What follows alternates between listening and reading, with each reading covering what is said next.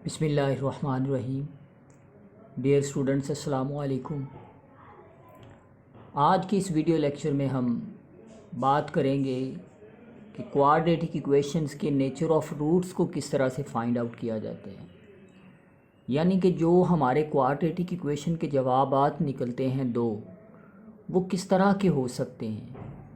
वो इमेजिनरी हो सकते हैं, वो रियल हो सकते हैं, वो रैशनल हो सकते हैं, वो इक्वल हो सकते हैं, वो अनइक्वल हो सकते हैं। ये उनकी नेचर होती है, यानी वो किस तरह के निकल के हमारे सामने आते हैं।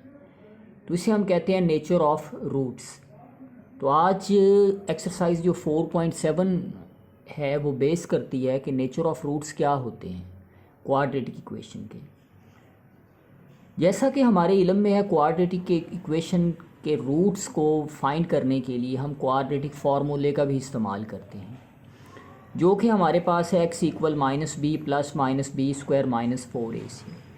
याद रखें, क्वाड्रेटिक इक्वेशन के नेचर ऑफ रूट्स जो होते हैं वो डिपेंड करते हैं इस हिस्से के ऊपर। जो क्वाड्रेटिक इक्वेशन का स्क्वायर रूट के अंदर हिस्सा लिखा हुआ है, इसके ऊपर डिपेंड करते हैं कि वो किस तरह के होंगे। Here there are two possible values of x, यानी इस x की दो वैल्यूज़ आएंगी और वो डिस्क्रिमिनेट होती हैं, यानी डिफरेंट होती हैं। किस वजह से होती हैं? ये वाला जो पार्ट है प्लस माइनस वाला है, इस वजह से वो डिस्क्रिमिनेट हो जाती हैं, अलग हो जाती हैं, अलग-अलग हो जाती हैं। इसी वजह से, चूँकि ये क्वाड्रेटिक इक्वेशन के जो जवाब होते हैं उनको डिस्क्रिमिनेट करता है, इस वजह से इस इतने हिस्से को हम डिस्क्रिमिनेंट कहते हैं, जो स्क्वायर रूट के अंदर लिखा हुआ होता है। b स्क्वायर -4ac, हम इसको क्या नाम देते हैं? डिस्क्रिमिनेंट का नाम देते हैं, और इसको कैपिटल D से अमूमन हम लिखते हैं।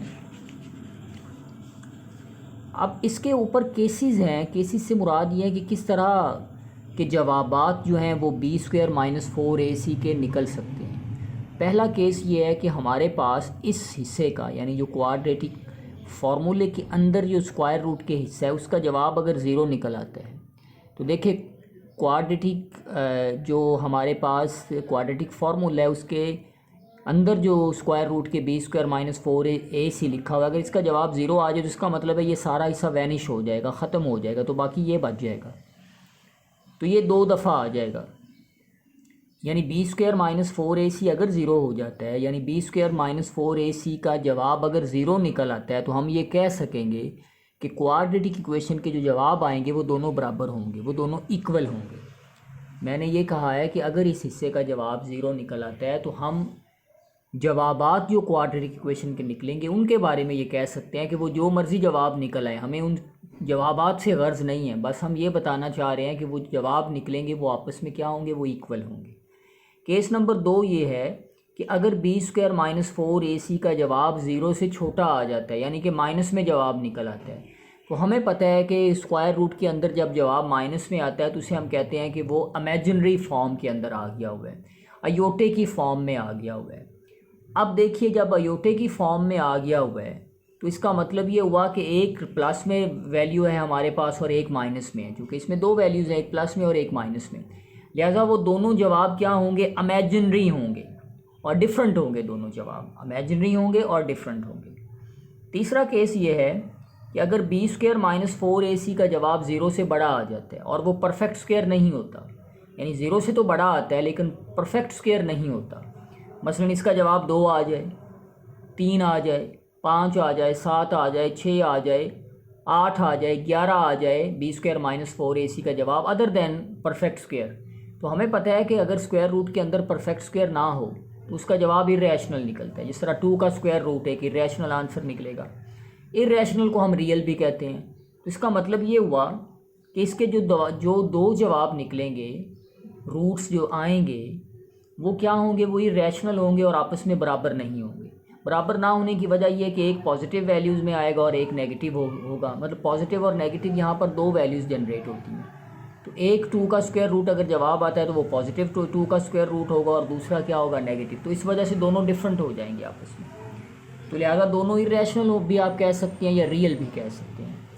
आगे एक आखिरी केस ये है कि b स्क्वायर -4ac का जवाब अगर परफेक्ट स्क्वायर में आ जाता है, यानी कि हमारे पास अगर 9 आ जाता है या 16 आ जाता है या 25 आ जाता है, तो इसका मतलब ये होगा कि स्क्वायर रूट निकल आएगा उसका। जब स्क्वायर रूट जब निकल आएगा तो जो जवाब हमारे पास जो रूट्स के जवाब आएंगे वो फ्रैक्शन के अंदर आ जाएंगे। तो फ्रैक्शन के अंदर हम कहते हैं वो रैशनल जवाब होते हैं।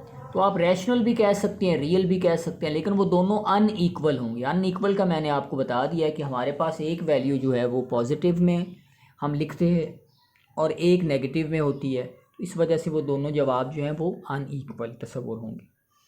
अब इसी बुनियाद के ऊपर हम एक्सरसाइज 4.7 सॉल्व करेंगे डिस्क्रिमिनेंट की बुनियाद के ऊपर। तो पहला क्वेश्चन ये है, discuss the nature of roots. यानी ये एक इक्वेशन दी हुई है, हमें इनके जवाबात से गर्ज नहीं है कि इसके जवाब क्या आते हैं। हम तो उन जवाबों के बारे में ये गेस करके बताना चाहते हैं कि वो जवाब जो निकलेंगे वो किस तरह के होंगे। क्या वो बराबर होंगे या बराबर नहीं होंगे, इमेजिनरी होंगे या रैशनल होंगे या हम सिर्फ ये बताना चाहते हैं। तो ए बी सी हमने यह लिख दिया, ए क्या है, बी क्या है, सी क्या है। अब डिस्क्रिमिनेंट लगाएंगे। डिस्क्रिमिनेंट का मतलब ही ये है कि हमने नेचर ऑफ रूट्स को चेक करना है। तो बी स्क्वायर माइनस 4ac का जवाब 20 आ गया। तो देखिए ये परफेक्ट स्क्वायर नहीं है, पॉजिटिव में है। परफेक्ट स्क्वायर नहीं और पॉजिटिव में है।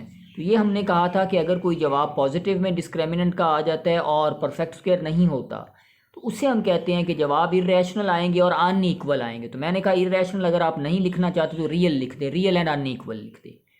अब इसका फोर्थ पार्ट है 25 square x square minus 30x plus 9 equal 0 है। तो इसको भी हम ए बी सी के कोएफिशिएंट को लिख देंगे, डिस्क्रिमिनेंट यूज़ करेंगे। तो आप देखें इनको सॉल्व आउट करने से जवाब 0 आ गया। तो डिस्क्रिमिनेंट का अगर जवाब 0 हो जाता है तो हमारे पास जो रूट्स आते हैं वो रैशनल होते हैं और इक्वल होते हैं। आप रैशनल की जगह रियल भी लिख सकते हैं, रियल एंड इक्वल लिख सकते हैं।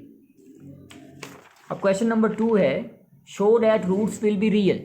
यानी हमने ये बताना है कि जो रूट्स हैं वो रियल हैं। अब ये पहले ये अहम सवाल है, ये पेपर में आया भी हुआ है। X square minus 2 into m plus 1 over m x plus 3। तो ए बी सी की वैल्यूज़ का हमें पता है, ए की जगह 1 है, बी की जगह ये वैल्यू और सी की जगह ये वैल्यू। डिस्क्रिमिनेंट यूज़ करेंगे, बी स्क्वायर माइनस 4ac। अब बी की जगह ये वैल्यू डाल दी -4, वैसे का वैसे ए की जगह 1 है और सी की जगह 3 है। अब देखिए 2 का स्क्वायर क्या आ जाएगा, 4 हो जाएगा -2 का square. M plus 1 over m square minus 12। इसका स्क्वायर ए प्लस बी वाले फॉर्मूले से ओपन करेंगे, m square plus 1 over m square plus 2 minus 12 आ जाएगा। इन दो रकमों में से 4 कॉमन है तो यहाँ रह जाएगा m square plus 1 over m square, ये 2 वैसे का वैसे। यहाँ से जब 4 कॉमन आएगा तो -3 रह जाएगा। इसको हम इस तरह भी लिख सकते हैं कि 3 में 2 को निकालेंगे तो -1 आंसर आएगा। अब देखिए हमें तो परफेक्ट स्क्वायर इसका बनाना है, रूट्स को रियल लाने के लिए हमने परफेक्ट स्क्वायर बनाना है। तो वो किस तरह से बनेगा ज़रा गौर करें। -1 को हम लिख सकते हैं -2 प्लस 1। ऐसा क्यों लिखा है, क्योंकि m square plus 1 over m square -2 ये परफेक्ट स्क्वायर हो जाएगा m माइनस 1 ओवर एम का प्लस 1। अब हमें पता है कि स्क्वायर का जवाब कभी भी नेगेटिव नहीं हो सकता, तो इसका जवाब पॉजिटिव होगा। पॉजिटिव में ऐड करेंगे 1 को तो पॉजिटिव होगा। तो इसका मतलब ये हुआ कि डिस्क्रिमिनेंट का जो जवाब है वो पॉजिटिव आ गया, यानी वो 0 से बड़ा आ गया। तो 0 से बड़ा आएगा तो रूट्स रियल होंगे, अगर 0 से छोटा आता तो रूट रियल ना होते हैं बल्कि इमेजिनरी होते हैं। ठीक हो गया जी। उसके बाद G b minus c x square plus c minus a x plus a minus b equal 0। A b c ये वो कहता है रैशनल नंबर को बिलोंग करते हैं। ए की जगह हमने ये लिख दिया, अब कैपिटल इस वजह से लिखा है क्योंकि स्मॉल तो लेटर यूज़ हो गए हुए। बी स्क्वायर माइनस 4ac करेंगे, इसमें वैल्यूज़ को डालेंगे हमारे, ये वैल्यूज़ को डाल के सिंप्लीफाई करेंगे तो हमारे पास जो आंसर निकल आएगा वो निकल आएगा a square plus 4b square plus c square minus 4ab plus 2ca minus 4bc। अब ये 6 रकमें हैं हमारे पास टोटल, तो a plus b plus c वाले फार्मूले को हम लिख देंगे। तो a माइनस 2b प्लस सी का होल स्क्वायर बन गया। तो स्क्वायर चूँकि या 0 हो सकता है या 0 से बड़ा हो सकता है, कभी नेगेटिव नहीं हो सकता। और याद रखें स्क्वायर कभी भी 0 नहीं हो सकता, स्पेशल केस में 0 हो सकता है, अदरवाइज़ उसका स्क्वायर का आंसर 0 से बड़ा ही होगा।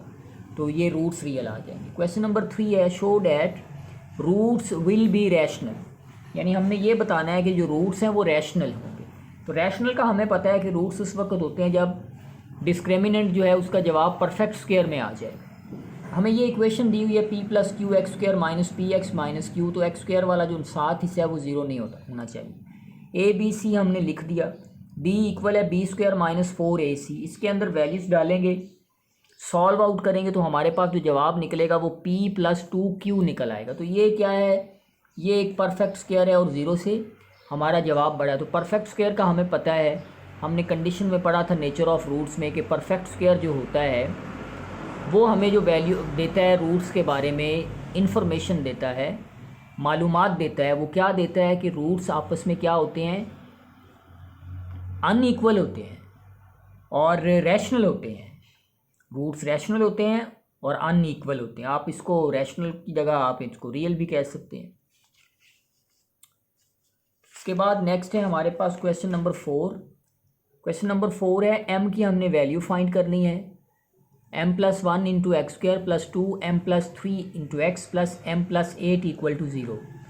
तो कोएफिशिएंट को हमने लिख दिया। उसके बाद डिस्क्रिमिनेंट का हमें पता है b² - 4ac है। इसके अंदर वैल्यूज़ को डालेंगे, वैल्यूज़ को डाल के सॉल्व आउट करेंगे तो ये हमारे पास आंसर आएगा। इसको सिंप्लीफाई करने के बाद जो आंसर निकलेगा वो -12m+4 निकल आएगा।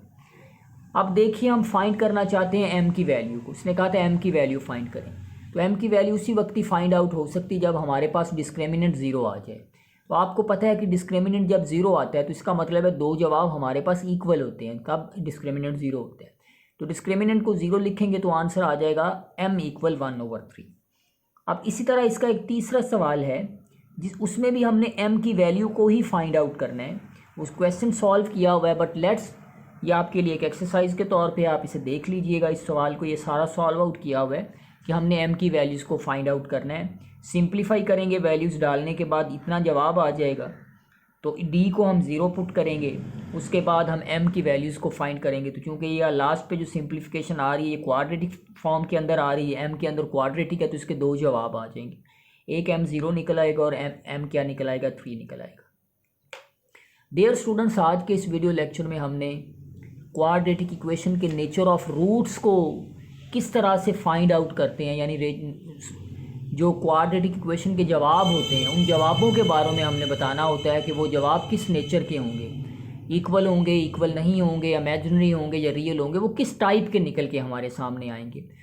उसमें हमने देखा कि हम क्वाड्रेटिक इक्वेशन का एक पार्ट यूज़ करते हैं और उस पार्ट को हमने कहा था कि वो डिस्क्रिमिनेंट कहलाते हैं। और डिस्क्रिमिनेंट का भी मैंने आपको बताया है कि उसको डिस्क्रिमिनेंट क्यों कहते हैं, क्योंकि वो डिस्क्रिमिनेट करता है जवाबात को, क्वाड्रेटिक इक्वेशन के जवाबों को डिस्क्रिमिनेट करता है, अलहदा करता है, हमें बताता है, उनके बारे में जानकारी देता है कि वो किस तरह के जवाब निकल के आएंगे। आपके जहन में कोई सवाल हो, if you have any question in your mind please ask me in the comment section. If you are new on the channel please subscribe my channel Learning with Umar Farooq. If you like the video, please share it with your friends. Thank you very much.